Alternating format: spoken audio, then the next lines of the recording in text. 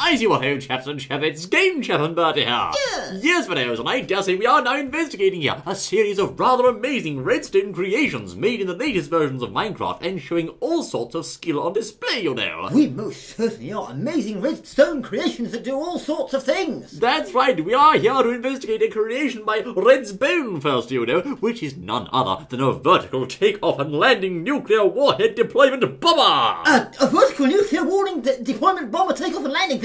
My word, let's have a look at this. Now, indeed, this is in fact not part of the redstone creation. This is a rather nice backdrop of sorts. The actual build is this away, you know. Is it? Oh. It's over here, Elby, down the road, you see. I thought it was over there. As you can see, that is in fact just a backdrop. We have here a creation of sorts which is made of a marvellous array of slime blocks, which are in fact, they just look like a mess, you know, but they're not, I say. These things are mobile and highly advanced. My goodness me, this is confusing looking. Indeed. It's a massive sort of blocks.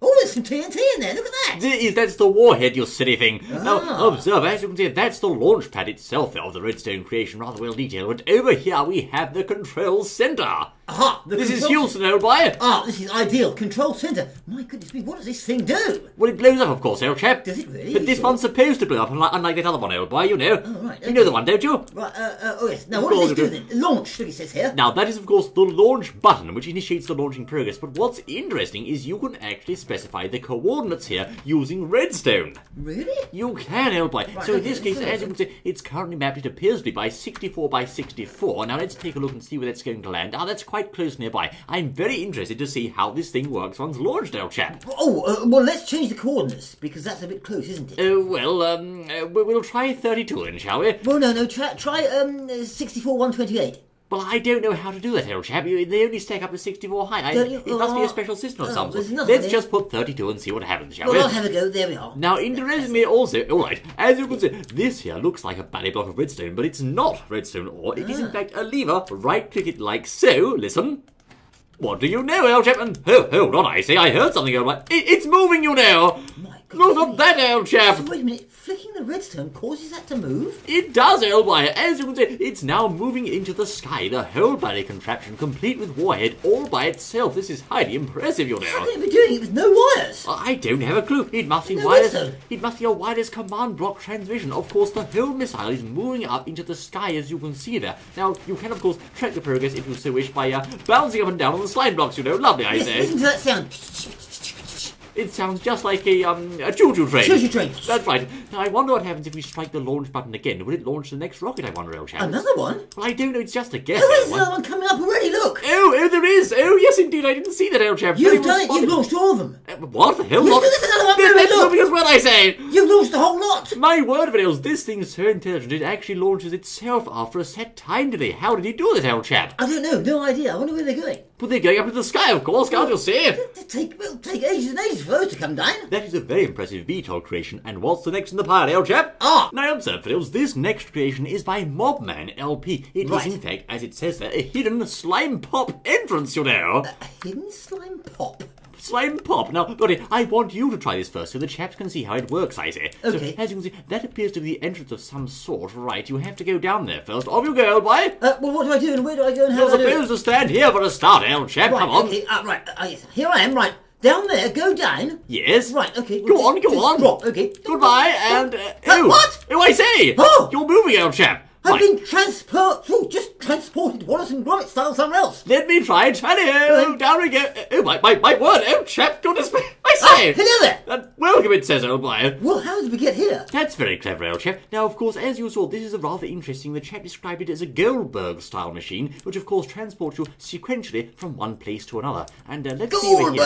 Goldberg! Yes, we know Do you remember him? I remember him, old boy. Yes, To use the resting. exit, stand on the slime block like so, hold shift and press a button. Don't move or you'll die or something, I say. Oh, right. 3, 2, 1, tally-ho, I say. And there we go. It ejects us out vertically, as you can see. Now, but stand on the slime block down there and Stand- strike a button on the floor while sneaking. I'm sneaking now. Yes, I'm sneaking and press the button. Oh, Right, oh, there we are. Well, I've been transported here. it half worked, old chap. it did, yes. Perhaps I'm standing here and that's why. But anyway, the exit is, of course, here up this vine. And if you like, you can try the machine again, I say, by going back into the entrance here. So this is a rather clever underground secret entrance system. Down we go once more, I say. Ah, yes, Yes, there we go. Isn't that fun, old chap? It is, but how does it work? Well, as you can see, it uses a series of rather clever slime blocks to eject you along this passageway of sorts. This one here automatically pushes out and shoves you over here with a bouncy effect back down into this piece, which again lands you safely in water into the secret hidden entrance there. I imagine a piece like this would take a very long time to produce, you know. Well, to think about it all, I should think it does, yes. Yes, indeed, I see. A rather clever contraption there. I wonder what's next, old boy.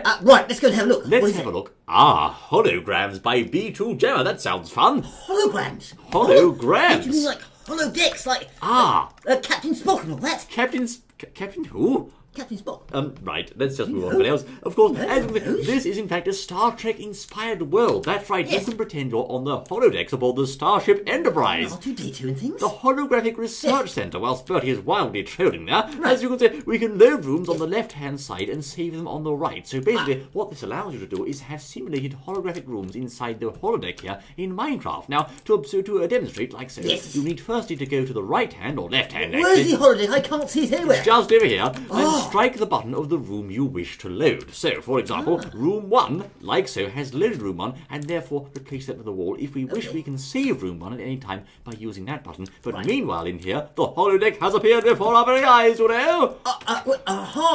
So this is not really here. This wasn't here before, and now it is. That's right. A holodeck where I can pretend I've got 2 cows and some diamond armour. That's rather exciting. Dream. Yes, indeed. Now, of course, you can make these as large as you want to fit inside this room, and also it transports entities to the holodeck as well as blocks, so that's rather clever. So, if we press the button, then this will disappear, will it? Yes. Excuse me. Computer, freeze program. I always wanted to say that, old chap. Yes. As you can see, there we are. We'll freeze the program like so, and let's try number 2 and see what's in there. Well, hang on, what about that one? Hold on now. Hold on. That's been committed to the computer's memory, you'll see, old boy. Oh, it's gone, look. Number 2 is, of course, empty. So, Bertie, what happens if we place down a torch and some various blocks inside here? I wonder if it saves them, old chap. Saves them? Good idea, let's try. Let's try putting some random blocks. We're so artistic. Look at this, old chap. It's lovely, you know.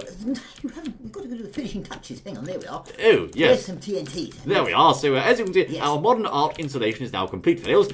Should we save that on the left-hand side like so? Let's see what happens here. I'll press save. It should close that world down now. Indeed, it has done, including the torch. And we can summon it back at any point. Firstly, let's try the old world, like so. There's world 1, old chap. World 1, yes. World 1. And of course, we can open up world 2 by firstly saving world 1 there. Yes. And then going up to load world 2, which should restore our previous installation, like so. Bob's your uncle, you know. Aha! So when you press the button, the world disappears, as it were. Yes. And when you re-press the button, it comes back. So you can go and make your own worlds in there, your own holodecks. Yes. Thank you. As you can say, indeed, friends, this is a rather clever contraption. It is. And of course, I dare see the redstone's rather well hidden on this map, but all the same, it's well worth it. By Jordan's rating, it's well worth a look, you know. Well, it most certainly is. I was just explaining how it all works. Well, yes, I was. Yes, you do that, press that button, that disappears. You fill up the things again. Yes, and then we press get the button, the idea. And it comes back, and you can pretend you're Captain Spock. Thank you, Professor. Now, yes, as you can say, fellows, let's move on. This is, in fact, the amazing Technicolor Dreamcoat held by. The amazing I can't wait to see it. Look at this, Al. It's flashing. It's by Brinjal 66, you know. It reminds you of that story involving Joseph, old boy. You know the one. I know the one, yes. But how do I get in? Do you know the song, old boy? Yes, I know the song, yes. Right. Old MacDonald. No. It was red and yellow and... You know the one. It goes like that. It was red and yellow and pink and green, green orange and brown, orange and green. Blue. And blue was the important colour. So anyway, right. as you can see, I have the amazing Technicolor Dreamcoat, or Rainbow Coat, in my hand here. I'm going to wear it like so. Oh, I'm already wearing it. I beg your pardon. Look at me, old chap. Wearing the Technicolor. Oh, there you are. And it's superstar power. Ha ha. Aha. So the Technicolor Dreamcoat. Yeah, one of those. Yes. It's sitting here on its coat hanger, as it were. No merit. There you go. It's flashing away. So, well, how does it flash like that? That's an interesting question, old chap. As you can see, this pigment is also kindly modelling the Dreamcoat like so. And inside the dispensers here, we have the different colours of rainbow coats that's used to make the clever, shiny creation. And here, of course, is a way to dye things. Now, these command blocks connected to a clock like so are, of course, what makes the wonderment happen. As you can see, it uses a scoreboard command that's most clever and changes your inventory continuously, changing between those different types of coats. And I wonder, old boy, if we take these coats out, I wonder if the colours disappear, old chap. Let's have a look. I bet they do. They don't, old boy. No, it's clever, you'll see. It uses command blocks to specify different colours of clothing, which repeats over and over again on your person. But of course, the only catch to this design is you have to have this machine in your world and running in order for it to work. I see. So the Technicolor Dream is rather fun. Look, here's a variation on it. What?